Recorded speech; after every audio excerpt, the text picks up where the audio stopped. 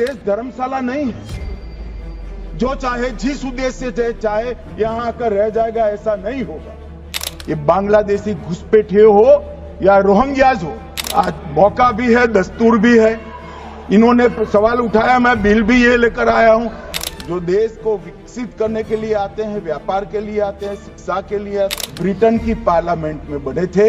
आज हमारी पूरी अप्रवासन नीति नए भारत की नई पार्लियामेंट के अंदर बनने जा रही है। एक विकसित भारत की स्पर्धा, एक दौड़ शुरू होने के बाद 26 में चुनाव है, बंगाल में कमल खिलेगा। भारत कोई धर्मशाला नहीं, बांग्लादेशियों के लिए हमारे देश में कोई जगह नहीं। 2047 तक भारत विकसित भारत बनकर रहेगा। अमित शाह की यह बातें देश के विकास को दर्शाती है। नमस्कार, मैं हूं अनुष्का पवार और आज हम चर्चा करेंगे इमिग्रेशन बिल पर।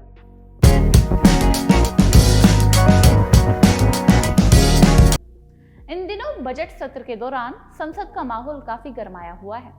वजह सिर्फ एक है, इमिग्रेशन बिल।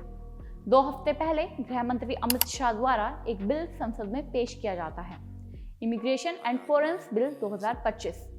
इस बिल पर पिछले 3 सालों से चर्चा की जा रही है, बैठक पर बैठक हो रही है, संसद में भी मुद्दा उठता है, लेकिन सत्र खत्म होने के बाद इस पर कोई भी निर्णय सामने नहीं आता है।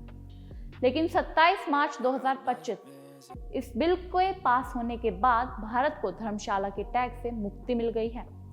पहले आपको बताते हैं इमिग्रेशन एंड फॉरेन्स बिल 2025 में कौन कौन सी मुख्य बातें हैं।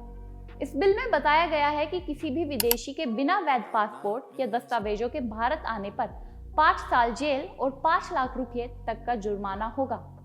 इसमें दूसरी बात कही गई है कि गलत जानकारी देने या दस्तावेजों में गड़बड़ी करने पर 3 साल तक की जेल और 3 लाख का जुर्माना लगेगा।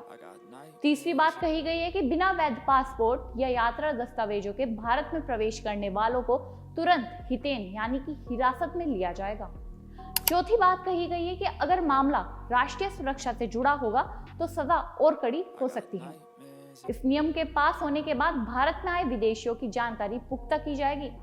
अगर सुरक्षा की दृष्टि से देखा जाए तो ड्रग्स इंपोर्ट एक्सपोर्ट हवाला व्यापारी को समाप्त करने की व्यवस्था इस बिल से कर सकते हैं। पासपोर्ट एक्ट में पासपोर्ट वीजा अनिवार्य होगा। विदेश के रजिस्ट्रेशन को और पुख्ता किया जाएगा। आपको यह भी बता दें, आप्रवासियों से जुड़े कानून 1920, 1930 और 1946 ब्रिटेन की संसद में बने थे और भारत का कानून अब भारत की नई संसद में बन रहा है। अमित शाह ने भी ये बात कही है। अमित शाह ने बिल पेश करते हुए यह भी कहा कि विदेशी यात्रियों की सुविधा के लिए हमने 73% यानी 73% आप्रवासन चौकियां बढ़ाई हैं। 2024 में 8 करोड़ 12 लाख आवाजाही हुई है। फास्टैग आप्रवासन यात्री कार्यक्रम हमने 8 एयरपोर्ट पर लागू किए हैं, जिसमें यात्रियों की जांच में 30 सेकंड लगेंगे। और बिल के ऊपर चर्चा खत्म करने के बाद अमित शाह ने मुख्य बात कही। उन्होंने कहा, भारत कोई धर्मशाला नहीं है। सरकार उन लोगों का स्वागत करने के लिए तैयार है जो टूरिज्म, एजुकेशन, हेल्थ सर्विस या बिजनेस के लिए भारत आना चाहते हैं।